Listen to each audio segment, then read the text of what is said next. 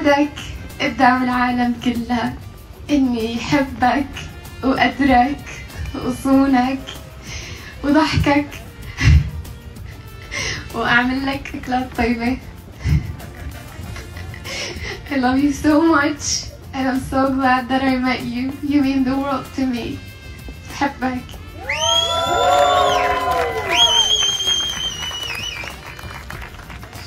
I would have loved to have my father present today to hear my next words. I'm certain he's watching from heaven.